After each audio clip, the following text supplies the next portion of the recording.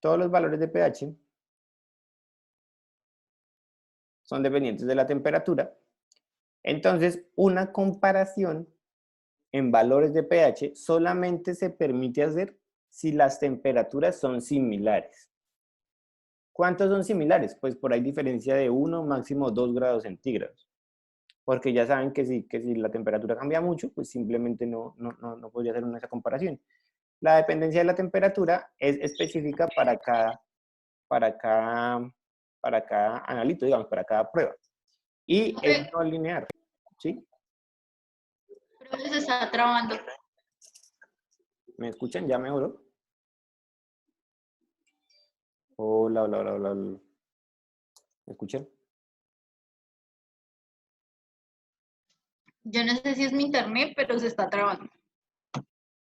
No, aquí también. Sí, se está trabando. Sí, no se escucha casi. Pero ¿ya me escuchan mejor o sigue igual? Ya se Ahora sí. escucha bien. Ahora sí, por favor. Bueno, listo. Bien. Entonces, lo que les decía es que la dependencia de la temperatura es específica para cada muestra, y es no lineal. Es decir, que uno no puede usar como una interpolación o no puede usar una ecuación lineal. Digamos, ay, no, es que yo tengo el pH del agua 7, pero a temperatura 25 grados. Entonces, como voy a extrapolarlo a 50 grados, a ver cuánto me da. No, eso no se puede hacer, porque ese cambio no es lineal. Entonces no es posible convertir el valor de pH de una temperatura a otra. Eso era lo que les estaba explicando. Entonces, por ejemplo, si nosotros teníamos la tabla, esta tabla que yo les estaba hablando ayer, ¿cierto? Entonces usted dice, ay, no, yo sé que el pH del agua neutro a 0 grados es 7.47 y a 50 es 6.63. Así que yo tengo, si yo tengo, por ejemplo, 10 grados, pues simplemente lo hallo interpolando. No, eso no se puede hacer porque es que ese cambio no es lineal. Entonces eso también sería un error. Bien, la dependencia de la temperatura del valor de pH. Entonces, esto también lo hablábamos ayer, así que voy a leerlo rápidamente. El punto neutral del agua en la escala de pH es 7 a 25 grados, eso lo sabemos todos. El equilibrio de disuasión y los productos iónicos del agua son dependientes de la temperatura. Entonces, el punto neutral es más grande o más pequeño de 7, más grande o más bajo de 7, dependiendo de su temperatura. Por ejemplo, esto también lo hacíamos en el laboratorio, y era medir el pH del agua a diferentes temperaturas, pero bueno, pues ya saben en qué estamos. Entonces, una medición de pH a 50 grados resultaría, por ejemplo, en 6.82. Esto no quiere decir, esto no significa que el agua se haya vuelto ácida. Eso es una de las cosas que quiero que entiendan. A pesar de que el pH bajó de 7, eso no quiere decir para nada que la solución se acidificó o que la solución es ácida. La dependencia de los valores de pH de acidez o de soluciones básicas difiere de el agua neutral, porque obviamente lo que estamos hablando es que ese pH pues depende de la temperatura. ¿Eso qué quiere decir? Que a 50 grados, si les da un pH de 6.82, pues les está dando neutro. Eso no les dice nada. Pero pónganle cuidado, aquí hay una excepción, y es que los ácidos fuertes, o las soluciones que son ácidos fuertes, como hablábamos ayer, por ejemplo, el ácido clorhídrico, muestran que no son, que virtualmente no dependen de la temperatura, o sea, que no hay cambios en la temperatura. Como en las soluciones ácidas, la concentración de hidrógenos no está más determinada o no está tan determinada por la autodisociación del agua, sino por la disociación del ácido. Entonces, ¿eso qué quiere decir? Cuando ustedes tienen un ácido, chicos, cuando ustedes tienen un ácido, esperen, les voy a anotar acá. ¿Cómo es que hago? Cuando ustedes tienen un ácido, lo que tienen es una solución que tiene hidrógenos, varios hidrógenos. Por ejemplo, si ustedes tienen ácido sulfúrico, aquí tienen hidrógenos. Si ustedes tienen ácido fosfórico, aquí tienen 3 hidrógenos. Si ustedes tienen ácido nítrico, aquí tienen también hidrógenos. ¿Listo? ¿Qué quiere decir esto? Que la cantidad de hidrógenos que hay en una solución ácida no depende solamente de la disociación del agua, sino que depende mayormente de estos hidrógenos que se desprenden del ácido. Entonces, como esos hidrógenos se desprenden del ácido, pues yo ya no tengo tanta dependencia de la temperatura porque lo que tengo es como un exceso de actividad de iones de hidrógeno. y por lo tanto no me va a depender tanto de la temperatura, a diferencia de lo que es el agua natural o las soluciones básicas que sí van a ser aún más dependientes de la temperatura. El cambio en la disociación, uy, se me va a apagar el computador, espere.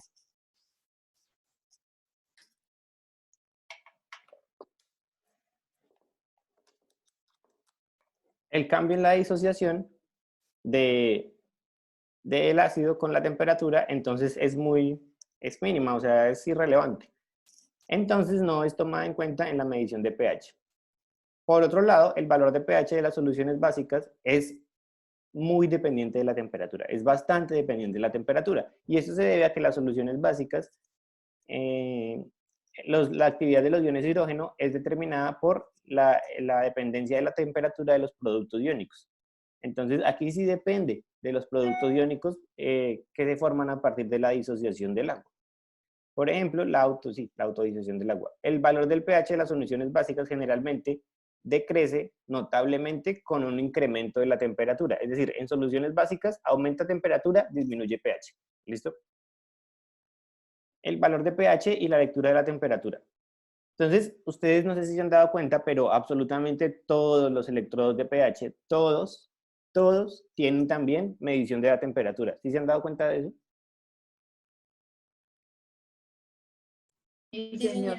Sí, profe.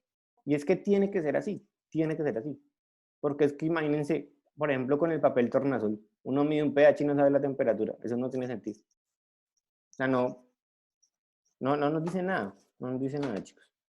Entonces, comparando los valores de pH sin simultáneamente establecer la medición de las temperaturas, no significa nada, no tiene ningún sentido. ¿Sí? Una síntesis como esto se resume, digamos, un resumen de esto es que la reacción ocurre a un valor de pH de 10.5 más o menos 0.25 con una medición satisfactoria. Es de muy poco uso, o sea, eso que dice ahí entre comillas es de muy poco uso, ¿por qué? Pues porque no dice la temperatura, entonces eso no significa nada.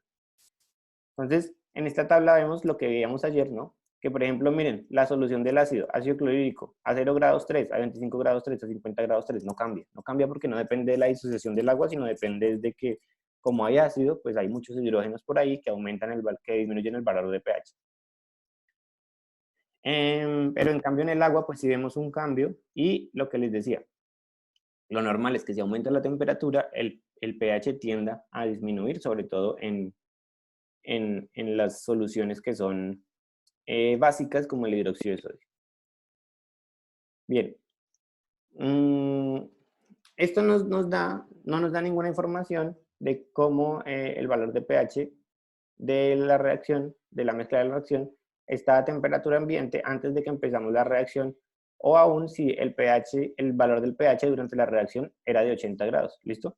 Entonces, obviamente, imagínense que durante una reacción una solución puede alcanzar hasta 80 grados centígrados y nos dan un valor de pH. Entonces nosotros no sabemos si ese valor de pH era cuando la solución tenía 80 grados o cuando la solución estaba a temperatura ambiente. Entonces, pues uno no puede concluir nada de eso. ¿Sí?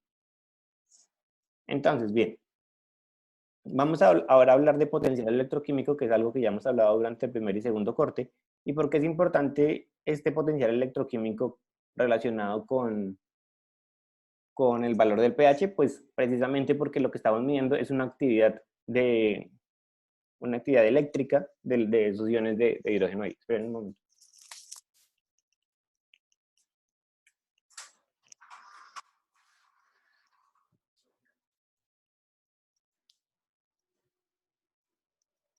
Bien.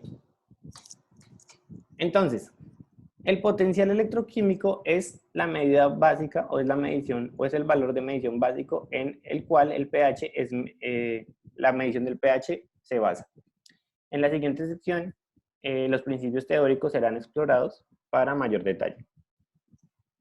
Las reacciones químicas toman lugar en acordancia con las leyes de la termodinámica. ¿Qué leyes de la termodinámica? Nosotros ya vimos leyes de la termodinámica.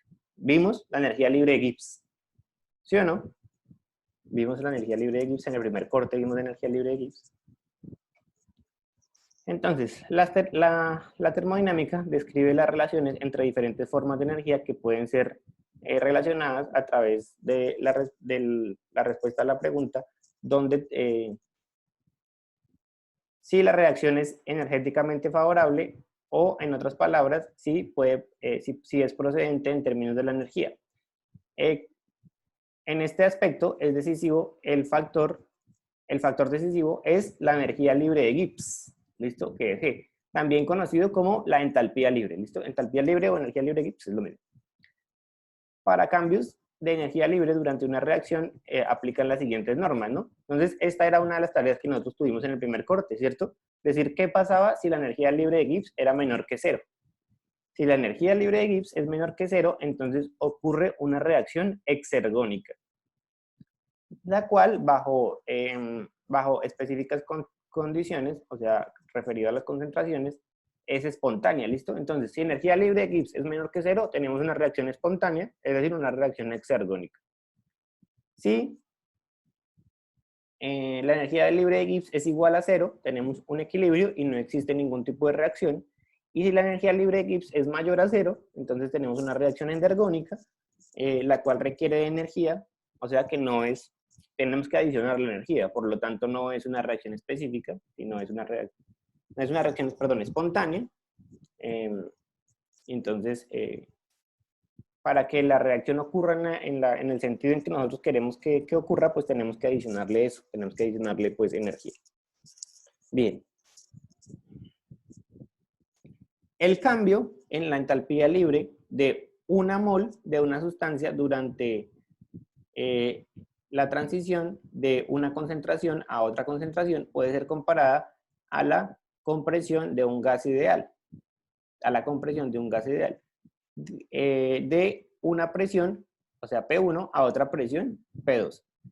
Este proceso puede ser descrito con la siguiente ecuación. Entonces, póngale cuidado.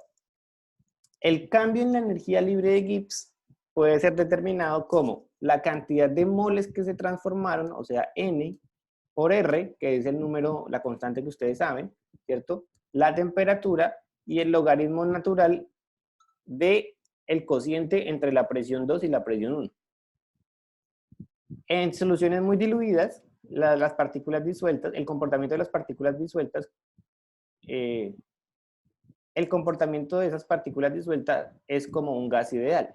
Entonces, una fórmula similar puede ser creada de la transición de una concentración a otra concentración. Es decir, que en vez de tener el cociente de la presión 2 sobre la presión 1, tenemos un cociente entre concentraciones, o sea, entre concentración 2 y concentración 1. Pero pues sigue siendo lo mismo. Pero acuérdense que nosotros cuando medimos el pH no estamos midiendo las concentraciones de hidrógenos, sino que es lo que medimos en vez de concentraciones. Hidrógenos. La actividad. La actividad. La actividad. Muy bien, chicos, perfecto.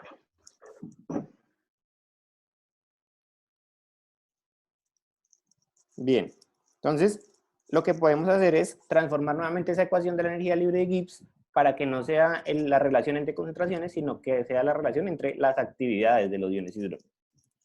El cambio diferencial entre la entalpía libre de acuerdo a la cantidad de sustancia bajo una presión constante, una temperatura constante y una concentración constante es llamada potencial químico.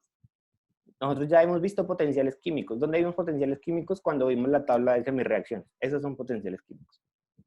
Entonces, recuerden que esos potenciales químicos, ¿se acuerdan? Que esos potenciales eran bajo condiciones estándar. ¿Cuáles eran las condiciones estándar? Que fuera concentración de 1 molar, 25 grados y una atmósfera de temperatura. Entonces, por eso podíamos nosotros determinar cuánto era el voltaje que producía una semirreacción. Bien, las reacciones químicas pueden solamente proceder si están asociadas con un cambio en el potencial químico. Los valores absolutos los valores absolutos de potenciales químicos son desconocidos.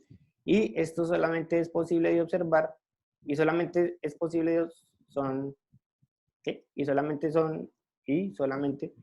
observar los cambios en relación al estado inicial. ¿Listo? ¿Qué quiere decir esto? Que lo que podemos hacer es comparar el estado inicial, el potencial del estado inicial versus el potencial del estado final para determinar cuál fue el cambio entre esos dos. lo que les decíamos, ¿se acuerdan que en el primer corte yo les hablaba de, o en el segundo, el primero, de un electrodo estándar de hidrógeno? Entonces, versus ese electrodo es que uno medía cuánto potencial había, porque saber exactamente el potencial de una semirreacción, pues eso iba a ser imposible. Bien. Entonces, si una transición, esperen un momento, a ver que Julián se había quedado dormido, pero ya entró otra vez. Si una transición ocurre de partículas que no están cargadas o a iones, esto puede ser comparado con las funciones de un electrodo, ¿listo? Porque ustedes saben que el electrodo mide esos cambios de energía. El sistema de electrodos es un sistema de dos fases, ¿listo? ¿A qué se refiere con dos fases?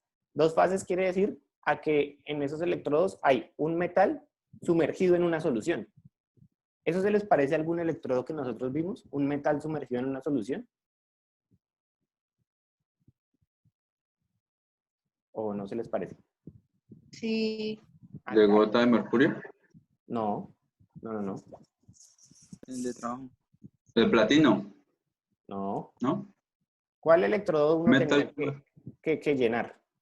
Que agregarle una solución y por dentro tenía un metal.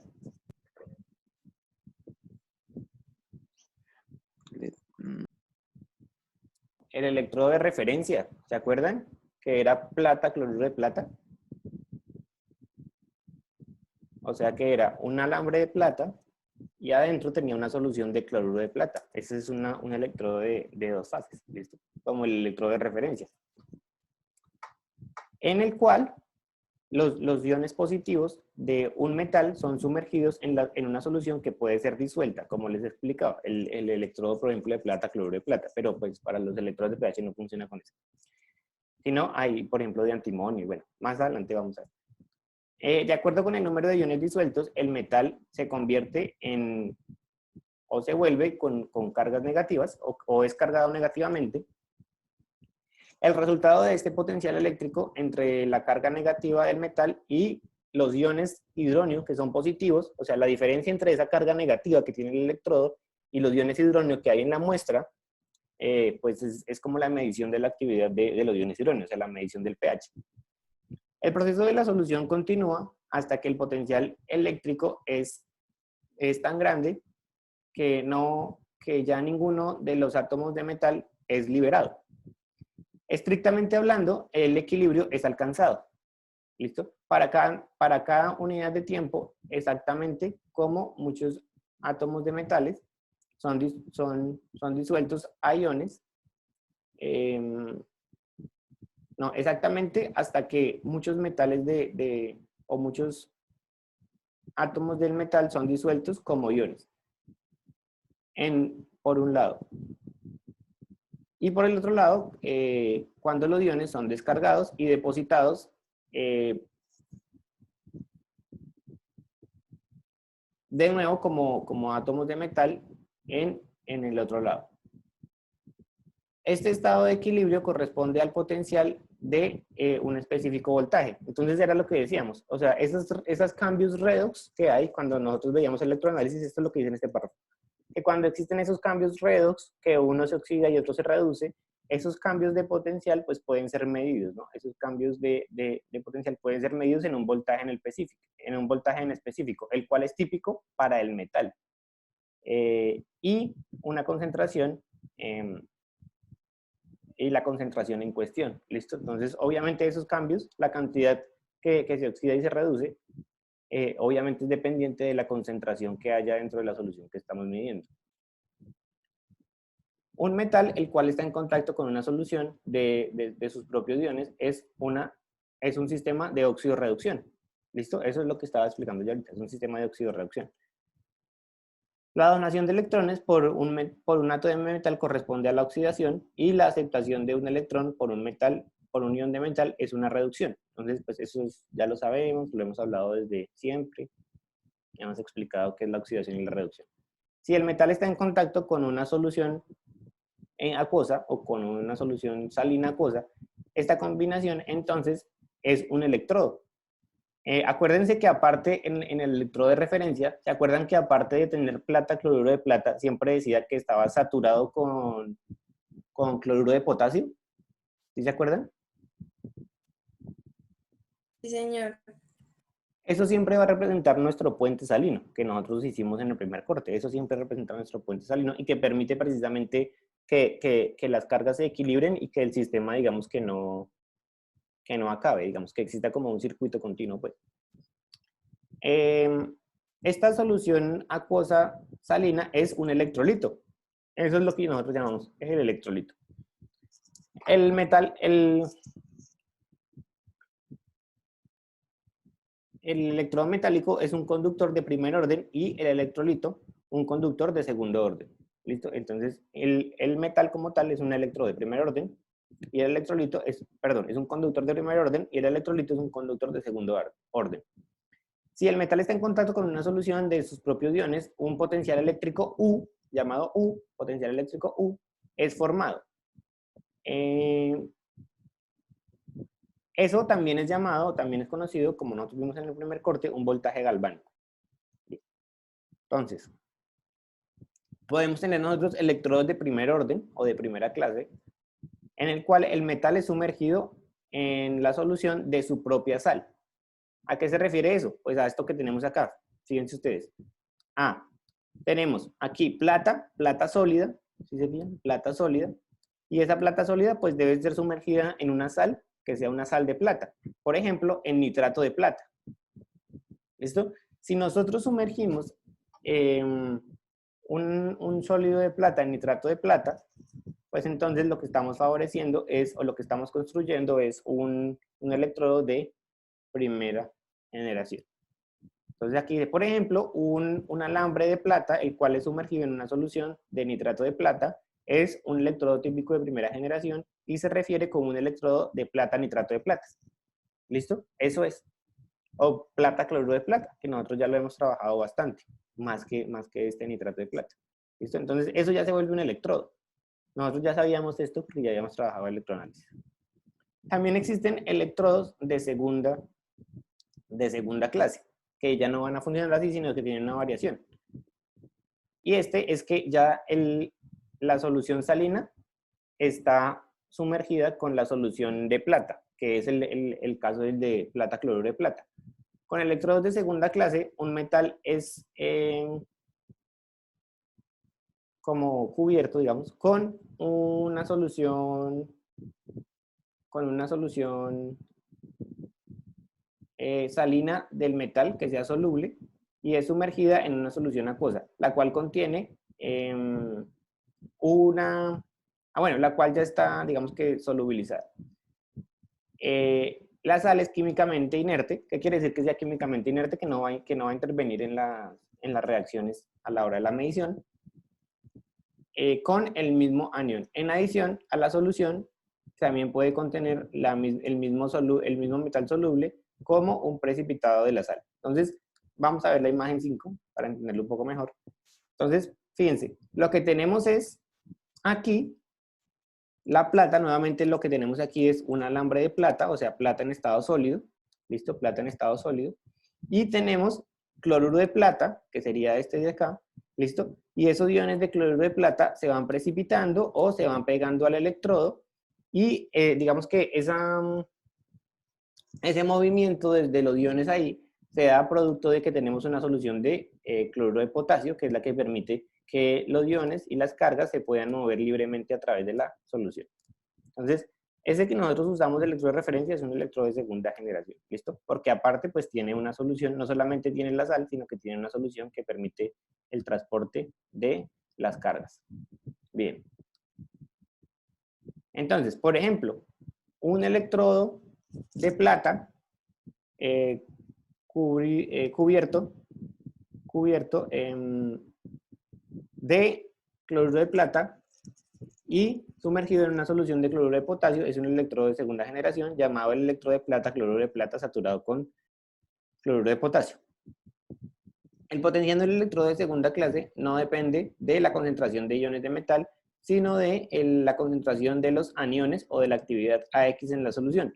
Por lo tanto, vamos a tener esta ecuación de aquí, que quiere decir que el potencial, ese potencial U, depende del potencial inicial de la cupla, o sea, es decir, de la plata cloruro de plata, esa sería nuestra cupla, el potencial inicial de esta reacción. ¿Cuál es el potencial inicial? Pues nosotros podemos ir a ver las tablas allá de semireacciones, a ver qué pasa cuando tenemos plata 0 y se vuelve aquí plata 1 más. Entonces ahí ese sería el potencial inicial. Y el potencial ya como tal, que depende de...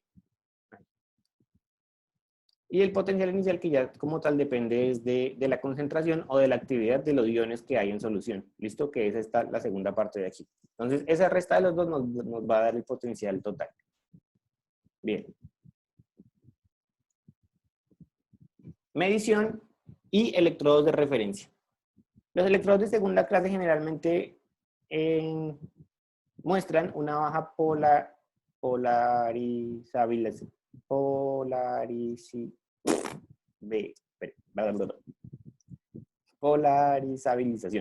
Listo. Uy, pucha, esa palabra es difícil. A ver, díganlo a alguno de ustedes. Quiero ver. Practiquen toda lengua. A ver, ya hacer. Polarizabilización.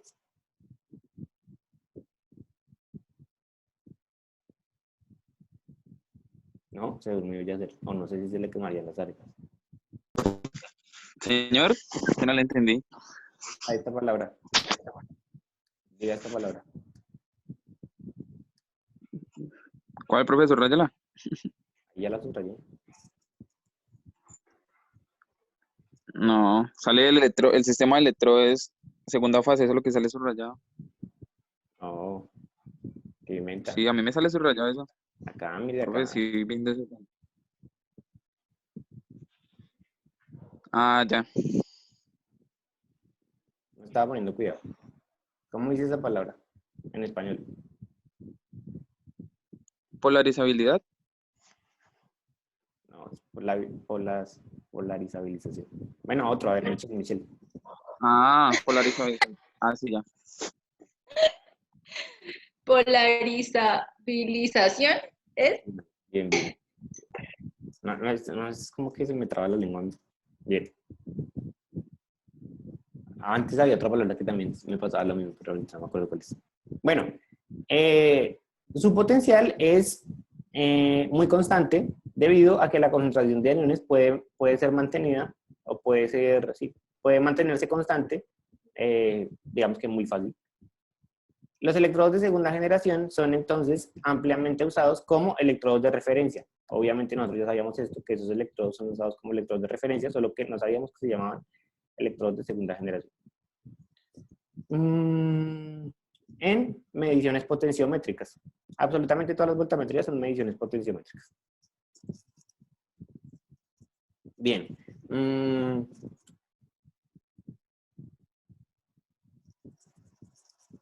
Si de todas maneras el metal es sumergido en una solución de actividad iónica desconocida, este arreglo funciona como una medición del electrodo o como un electrodo de medición cuando se mide versus un electrodo de referencia. Después de la calibración con soluciones de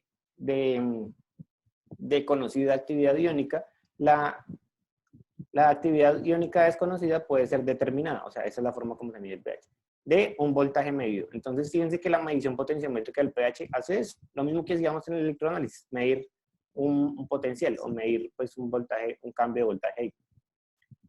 Hoy en día, el sistema de plata-cloruro de plata es el más usado como electrodo de referencia. No solamente son universalmente aplicables, sino que también no tienen partes como peligrosas, digamos, a la salud o al ambiente. Obviamente ni la plata ni el cloruro de plata pues representan, digamos, que un peligro muy importante para la salud ni para el ambiente. En adición, bueno, esto sí es como propaganda del que hizo este manual de pH, porque dice que en adición, SI Analytics, que es la casa que hizo el laboratorio que hizo este documento, ofrece electrodos de referencia para específicas aplicaciones usando un electrodo de mercurio, cloruro de mercurio y mercurio sulfato de mercurio y yodina, sistemas yodo-yodo. Pero bueno, eso no nos interesa. En realidad siempre es plata, cloruro de plata. Vamos con la ecuación de Nernst. Ya hemos hablado bastante también de la ecuación de Nernst durante este curso. Pero en términos generales, en acordancia con los principios teóricos que revisamos en la parte anterior, es posible, digamos que, hablar o resolverlos o interpretarlos con una ecuación la cual describe la relación entre los potenciales medidos por el electrodo y los valores de pH de una solución dentro del cual el electrodo es sumergido. Esta es la ecuación de Nernst. Si una celda galvánica es observada en la cual dos metales son sumergidos en una solución electrolítica, dos potenciales electroquímicos son formados en los alrededores, digamos, en los alrededores obviamente el electrodo, en el cual hay o está en equilibrio, los cuales están en equilibrio cuando sus cantidades son iguales. Entonces vamos a ver la figura 6. ¿Qué nos dice esta figura 6? Simplemente esta figura 6 lo que nos está diciendo acá es que, ¿qué pasa? Si yo tengo aquí un metal, estos iones que hay aquí en el metal, que están ahí quietos, obviamente, pero esos iones van a atraer los iones positivos que hay en la solución, ¿listo? O los iones metálicos positivos que hay en la solución. ¿Cuántos va a atraer? Pues si el metal tiene 4 iones negativos ahí, pues ese metal atraerá 4 iones positivos de la solución, ¿listo? Entonces a eso se refiere con que cuando esto pasa, cuando hay 4 aquí y 4 acá, pues ya tenemos ese equilibrio químico, digámoslo así. Bien. Para los sistemas redox, la ecuación de Nernst es usada para calcular los voltajes de un electrodo o del electrodo en el cual pues, suceden las reacciones. Entonces, de acuerdo con la ecuación de Nernst, el voltaje galvánico depende de las constantes U sub 0, ¿listo? Que ustedes saben que es como el voltaje inicial de la cupla o digamos, de la reacción, de la semirreacción, y las variables de la actividad del metal y la temperatura. ¿Listo? Entonces, U sub 0 es el potencial estándar del metal. ¿De dónde sacamos eso? De la tabla de potenciales estándar. Nosotros ya sabemos utilizar perfectamente esa tabla. Y la actividad del metal es la actividad de los iones de metal, la actividad de los iones de metal, y T es la temperatura absoluta. ¿Listo? Entonces, lo que tenemos en la ecuación de Nernst es lo siguiente, que el voltaje va a ser el potencial inicial de la semirreacción más la constante R por la temperatura sobre N, que es el número de moles por la constante de Faraday, por el logaritmo natural de la actividad de los iones metálicos. El potencial estándar, pues es típico para cada metal, ¿listo? En este caso, pues como casi siempre tenemos plata, cloruro de plata, pues lo que tenemos es el potencial estándar de esa semirreacción, de cuando la plata 0 se convierte en plata 1 más. Que ustedes pues lo podrían revisar ahí en la tabla de semirreacción. Esto puede ser derivado de algo que también es llamado series electroquímicas o cuplas, o mejor dicho, las semirreacciones de los metales. El voltaje galvánico U medido corresponde exactamente a U0 si la actividad del metal de los iones en la solución es 1 molar sobre litro. Entonces, ¿qué quiere decir esto? Que cuando tenemos las condiciones estándar de 1 molar, 25 grados y tal, pues entonces simplemente el logaritmo natural de 1 nos va a dar 0. Entonces, que la actividad ahí va a ser 0. Bien. La expresión RT sobre NF contiene, pues se deriva, digamos, de la constante, contiene la constante de gases R, el número de oxidación y la valencia de los metales de ion, que es N, ¿listo? La constante de Faraday, que ya la conocemos cuánto es, y la temperatura absoluta en grados Kelvin, ¿listo? La temperatura absoluta en grados Kelvin. Entonces, el factor de Nernst. Para las reacciones redox, en la cual una carga simple es intercambiada por átomo o por ion, o sea, con N igual a 1, y una temperatura estándar de 25 grados centígrados, que equivaldría a 298 grados Kelvin, la expresión total puede ser resumida en una sola constante. Esta constante, entonces, es multiplicada por 2.303. Entonces, el logaritmo natural de la actividad del metal